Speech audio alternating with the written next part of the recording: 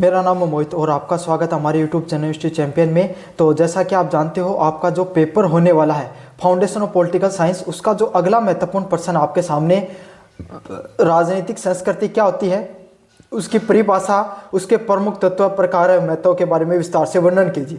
तो राजनीतिक संस्कृति के बारे में अपन विस्तार से पढ़ेंगे कि भाई राजनीतिक संस्कृति होती क्या है, उसकी क्या परिभाषा होती है, उसके क्या तत्व होते हैं और उसके क्या प्रकार व क्या महत्व होते हैं, उसके बारे में अपन विस्तार से चर्चा करेंगे। काफी ज्यादा महत्वपूर्ण आपके सामने वीडियो होने वाला है। यह आपके सामने ये वीडियो शुरू करें इससे पहले अगर आप ये पीडीएफ फ्री में पढ़ना चाहते हो, जो मैं आपको पीडीएफ पढ़ा रहा हूं, तो आपको क्या करना है, सबसे पहले चैनल को सब्सक्राइब करना पड़ेगा। चैनल को सब्सक्राइब करो तभी आपको फ्री में पीडीएफ मिलेगी। तो आपको क्या करना है, आपको जैसे चैनल सब्सक्राइब करोगे, डिस्क्रिप्शन में प्लेलिस्ट का लिंक दे रखा है, वहां पर जाकर तो अन्य वीडियो देख सकते हो आप इस टॉपिक से संबंधित। और उस प्लेलिस्ट के लिंक के ऊपर आपको दिखेगा टेलीग्राम का लिंक। टेलीग्राम के लिंक पे क्लिक करना आपको। जैसे क्लिक करोगे आप हमारे टेलीग्राम चैनल पे पहुंच जाओगे। वहां पर फाइल वाले सेक्शन में आपको जाकर पॉलिटिकल साइंस सर्च करना है और वहां पर जब सर्च करोगे तो अलग अलग पीडीएफ खुल के आएंगे पॉलिटिकल साइंस की। उसमें BA first semester political science की पीडीएफ पड़ी होगी, जाकर अच्छे से पढ़ लेना। ये पीडीएफ आपको फ्री में मिल जाएगी, लेकिन मिलेगी जब आप चैनल को सब्सक्राइब करोगे। साथ के साथ अगर फ्लिपकार्ट मंत्रा से कोई प्रोडक्ट खरीदना चाहते हो तो यहाँ पर जो व्यू प्रोडक्ट वाला ऑप्शन है, इस पर क्लिक करके अगर आप कोई भी प्रोडक्ट खरीदोगे ऑनलाइन, अगर फ्लिपकार्ट से खरीदना चाहते हो मंत्रा से, तो इस व्यू प्रोडक्ट वाले ऑप्शन पे क्लिक करके खरीद लेना। आपको सबसे ज्यादा डिस्काउंट देखने को मिल जाएगा। चलो शुरू करते हैं आपके सामने।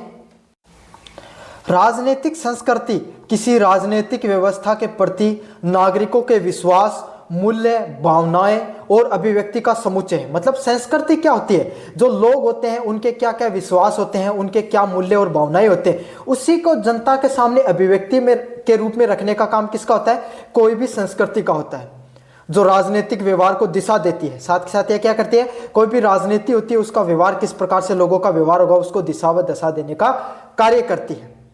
ये मनोवैज्ञानिक आधार है जिसपे राजनीतिक ढांचा टिका होता है। मतलब ये क्या होता है, ये एक प्रकार की मनोवैज्ञानिक चीज है जिसपे सारे का सारा राजनीतिक जो ढांचा है वो टिका हुआ है। सिडनी के बर्बा और ग्रेबियल आमंड के अनुसार राजनीतिक संस्कृति राजनीतिक व्यवस्था के प्रति सदस्यों का व्यक्तिगत अभिविन्यास है, ओरिएंटेशन है।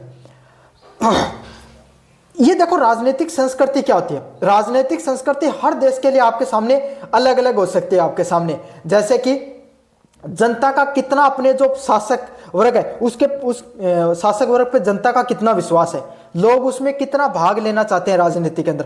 भारत की अगर बात करें तो अप्रत्याशित रूप से भारत में राजनीति हर लोगों के रग रग में बसी हुई है, हर लोगों के खून में बसी हुई है।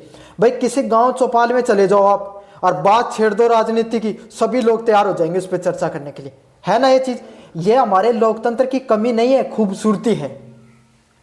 कोई भी लोकतंत्र जब भी सफल हो पाता है जब लोग प्रत्यक्ष व अप्रत्यक्ष रूप से राजनीति के अंदर भाग लेते हैं, राजनीतिक चर्चाओं में भाग लेते हैं, राजनीतिक सहभागिता में भाग लेते हैं, और यही पूरी की पूरी चीजें मिलकर किसका निर्माण करती हैं, राजनीतिक संस्कृति का निर्माण लेती हैं। समझ में आ गया ना आपको परिभाषा अच्छे से। राजनीति, नागरिक राजनीति को कैसे देखते हैं और उसमें कितना भाग लेते हैं, और शासकों से उनकी क्या अपेक्षाएं हैं। मतलब जो नागरिक है वो राजनीति को कैसे देखते हैं, क्या वो राजनीति को उनकी समस्या का निवारक के रूप में देखते हैं, क्या वो उनको उन जो शासकों की तरफ या जो लोग हैं जो जिनको उन्होंने चुना है उनको वो अपने प्रतिनिधित्व के रूप में देखते हैं, किस रूप से देखते हैं और उनसे क्या अपेक्षा लेते हैं, कैसे वो चर्चा करते हैं, उसी के सब चीजों के बारे में अपन को पता चलता है। अगले वाला पॉइंट आपके सामने राजनीतिक संस्कृति के तत्व है। जो राजनीतिक संस्कृति है उसके कौन कौन से प्रमुख तत्व होते हैं उसके बारे में विस्तार से जानेंगे। पहला तत्व आपके सामने ज्ञानात्मक अभिविन्यास, राजनीति से संबंधित ज्ञान और विश्वास। इसमें नागरिक सरकार, नेताओं, नीतियों और प्रतिक्रियाओं के बारे में जानते हैं और क्या विश्वास रखते हैं। मतलब राजनीति से संबंधित आपके सामने जो ज्ञान और विश्वास होता है, इसमें जो लोग हैं, पहले ज्ञानात्मक अभिविन्यास क्या है, मतलब लोग कितना ज्ञान और विश्वास है, कितना लोग राजनीति के बारे में जानते हैं, किसी पार्टियों के बारे में जानते हैं, उनका क्या एजेंडा है, क्या उनकी नीतियां हैं, उनके नेताओं की छवि कैसी है, वो किस विचारधारा को मानने वाले व्यक्ति हैं, और किस प्रक्रिया के तहत वो आपके सामने सत्ता को धारण करने की क्षमता रखते हैं, क्या वो सही तरीके से करते हैं या फिर गलत तरीके से वो काम कर रहे हैं। तो ये जो ज्ञान है जनता के पास कितना है, इसी को किस नाम से जाना जाता है, ज्ञानात्मक अभिव्यक्ति के नाम से। और भारत में बहुत है, गांव में अनपढ़ व्यक्ति को बैठाकर पूछ लो कि भाई आप उस नेता के बारे में बताइए, पूरी कहानी बता देंगे उसके बारे में। समझ में आ गया? उस पार्टी के बारे में बताइए, सब कुछ बता देंगे आपको। समझ, आपको नहीं पता, आप पढ़े लिखे विद्यार्थी हो, आपको नहीं पता, उनसे ज्यादा उन लोगों को पता है। समझ में आ गया? कौन नेता कैसा है, वो कहां पर उठता बैठता, सब कुछ, सारी राजनीति वो आपको बता देंगे। तो लोगों को ज्ञानात्मक अभिविन्यास का तो बहुत अच्छा ज्ञान है भारतीय राजनीति के अंदर। समझ में आ गया आपके सामने? अगला पॉइंट आपके सामने भावनात्मक अभिविन्यास। भावनात्मक अभिविन्यास क्या होगा? राजनीति के प्रति भावनात्मक लगाव। सिर्फ राजनीति का अर्थ सिर्फ प्रक्रिया नहीं है, एक मशीनरी के रूप में, एक रोबोटिक तरीके से चीजें नहीं होनी चाहिए, बल्कि लोगों का भावनात्मक और लगाव भी होना चाहिए। अब भारत में बहुत है भाई, कैसे? चुनाव आने दो, अब देखो थोड़े दिन बाद में राजस्थान में होंगे पंचायती राज के चुनाव, और देखना आप जो माहौल बनने वाला है पंचायती राज के चुनाव में, बहुत शानदार। आपके सामने हर व्यक्ति उसके अंदर कहीं ना कहीं भागीदारी रखेगा, है ना? ऐसा होता है ना भारत में। तो यही है जिसे नागरिक राजनीतिक वस्तु जैसे राष्ट्रपति, राष्ट्रीय ध्वज चुनाव के प्रति महसूस करते हैं। और भारत में जैसे, चाहे आप मानो या नहीं मानो इस चीज को, चाहे स्वीकार करो या नहीं करो, भारत में चुनाव भी एक पर्व की तरह होते हैं, त्योहार की तरह ही भारत में एक चुनाव प्रक्रिया भी होती है। लोग अपने जो सभी पार्टियों के ध्वजों को मानते हैं, अपने राष्ट्रीय ध्वज को भी मानते हैं, चुनावी प्रक्रिया में क्या करते हैं, पूरी भावनात्मक रूप से जुड़े हुए। और यही हमारे लोकतंत्र की बहुत ही शानदार खूबसूरती है, जो लोगों को हो सकता है कि इतनी महसूस नहीं होती है, उन लोगों को पता नहीं है, लेकिन जाने अनजाने में हम अपने लोकतंत्र पे बहुत ज्यादा गर्व करते हैं मतदान प्रक्रिया के माध्यम से। अगला पॉइंट आपके सामने मूल्यांकनात्मक अभिविन्यास। राजनीतिक घटनाओं और संस्थाओं के प्रति निर्णय व मूल्यांकन लेना। इसे नागरिक राजनीतिक परिणाम, नीतियों और नेताओं का मूल्यांकन अपने मूल्य व मानकों के आधार पर करते हैं। मूल्यांकनात्मक अभिविन्यास क्या होता है भाई? भारतीय राजनीति में क्या होता है, फिर अब कोई भी देश की राजनीति में अगर जनता है, प्रजा है, वो क्या करती है, जो प्रतिनिधि को चुन रही है उनका चरित्र कैसा है, उन्होंने जो वादे किए थे वो क्या उन्होंने जनता को के सामने पूरे किया, नहीं किए, क्या उनकी राजनीति से उनको कुछ लाभ हुआ या नहीं हुआ, क्या उनकी नीतियां सफल रही या नहीं रही। इन सभी चीजों को अलग अलग पैमानों पर रखकर क्या करते हैं, आपके सामने जांचते हैं, परखते हैं और फिर आपके सामने फैसले लिए जाते हैं।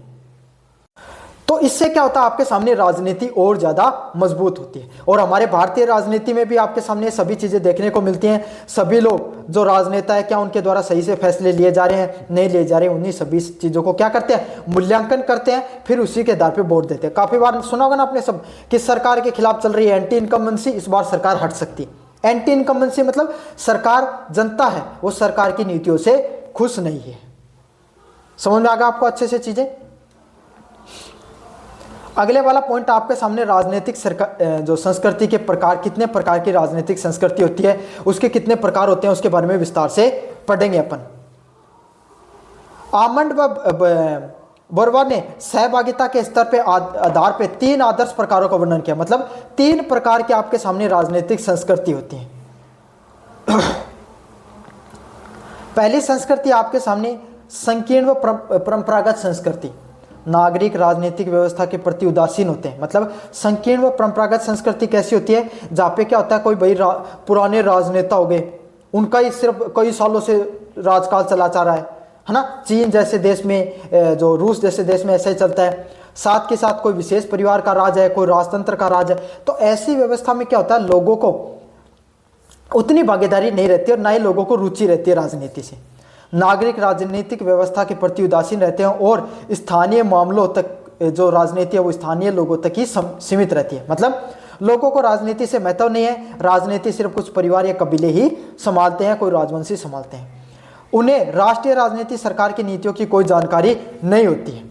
समझ में आ गया आपके सामने? तो ऐसे प्रकार के लोग जिन्हें इसी प्रकार की भारतीय कोई भी राजनीति है उसके बारे में कोई ज्ञान नहीं होता है, ना सरकार की नीतियों के बारे में ज्ञान होता है, बस सरकार उन्हें जैसे बताती रहती है वो वैसा जीवन जीते रहते हैं। एक प्रकार की कठपुतली जैसा उनका जीवन बन के रह जाता है, सरकार की नीतियों के हिसाब से वो चलते हैं। ऐसा कहाँ पे होता है, तानाशाही या फिर राजशाही राज में होता है। कुछ अविकसित व जो आपके सामने ग्रामीण समुदाय है उसमें ऐसी चीजें देखने को मिलती हैं। अगला है प्रजा भावी व अधीनस्थ संस्कृति। नागरिक राष्ट्रीय व्यवस्था के प्रति जागरूक तो होते हैं लेकिन वह निष्क्रिय रहते हैं। ये कैसी है? जो नागरिक है वो राष्ट्रीय व्यवस्था, जो राजनीति में क्या चल रहा है उसके बारे में जागरूक तो हैं, लेकिन वो उसमें बढ़ चढ़कर भाग नहीं लेते हैं। वे स्वयं को नीतियों के निर्माता के रूप में नहीं बल्कि नियमों को पालन करने वाली प्रजा के रूप में देखते हैं। वो खुद को किस प्रकार से देखते हैं आपके सामने? वे स्वयं को किस रूप में देखते हैं? नीतियों के निर्माता के रूप में खुद को नहीं देखते हैं, बल्कि नियमों को पालन करने वाली प्रजा के रूप में खुद को देखते हैं। वे सरकार के आदेशों को स्वीकार करते हैं लेकिन सक्रिय भागीदारी नहीं रखते हैं, बल्कि क्या नहीं करते हैं आपके सामने? वो जो नीतियां हैं उसके निर्माण में नहीं बल्कि नियमों के पालन करने वाली प्रजा के रूप में खुद को देखते हैं, और वे सरकार के जो आदेश होते हैं उनको अस्वीकार करते हैं लेकिन उन्हें सक्रिय जो भागीदारी है वो नहीं रखते हैं। समझ में आ गया आपके सामने? मतलब जो सरकार उन्हें बताती रहती है वो उसके अंदर क्या है, उसको मानते रहते हैं। समझ में आ गया? नियमों को पालन करते रहते हैं, ना उनका कोई नियम बनाने में उनका कोई योगदान है, ना उनको कोई महत्व रहता है। इस प्रकार के आपके मुख्यतः यूएस है, जो अमेरिका जैसी सरकार, उसमें देखने को मिलता है। ना तो जनता को कोई नीति निर्माण करने में कोई महत्व है, बस जो सरकार बता देती है वो उसको मानते रहते हैं। जनता वो ज़्यादा सरकारी नीतियों में ध्यान नहीं रखती है। अगले वाला पॉइंट है सहभागी संस्कृति। नागरिक राष्ट्रीय अवस्था के प्रति पूर्ण रूप से जागरूक रहते हैं और सक्रिय रूप से भागीदारी दिखाते हैं, न केवल नीतियों के परिणाम को स्वीकारते हैं बल्कि नीतियों के आपके सामने निर्माण में भी योगदान देते हैं। तीसरी प्रकार के आपके सामने जो संस्कृति कौन सी होती है? सहभागी संस्कृति। ये भारत में देखने को मिलती है संस्कृति। इसमें क्या होता है? जनता है, जो राष्ट्र नागरिक है, वो राष्ट्र के अंदर जितनी भी जो नीतियां बन रही हैं उसमें क्या प्रत्यक्ष व अप्रत्यक्ष रूप से उसके अंदर योगदान देते हैं। उन नीतियों का क्या परिणाम होगा बल्कि स्वीकारते हैं, बल्कि नीतियों के निर्माण में भी क्या करते हैं? आपके सामने प्रभावित करने का प्रयास करते हैं। समझ में आ गया आपके सामने? अब भारत में क्या होता है? आपन क्या जनप्रतिनिधियों को चुनते हैं, जनप्रतिनिधि क्या करते हैं? आपके सामने नीतियों का निर्माण करते हैं। तो अप्रत्यक्ष रूप से हमारा ही क्या प्रतिनिधित्व वहां पर हुआ। अगर कोई ऐसी नीति हुई जिसमें अगर उन प्रतिनिधियों ने भी बात नहीं उठाई तो जनता क्या कर सकती है? विरोध प्रदर्शन कर सकती है, आंदोलन कर सकती है। इससे क्या होता है? आपके सामने जो जनता है वो सक्रिय रूप से भागीदारी दिखाती है सरकार की नीतियों की तरफ। समझ में आ गया? यही आपके सामने जो विकसित लोकतांत्रिक समाज है उसकी सबसे प्रमुख विशेषताओं में से एक है। अगले वाला पॉइंट आपके सामने राजनीतिक संस्कृति का क्या महत्व होता है, राजनीतिक संस्कृति के लिए कैसे महत्वपूर्ण है भारत के लिए या कोई भी लोकतंत्र के लिए, उसके बारे में अपन विस्तार से पढ़ेंगे।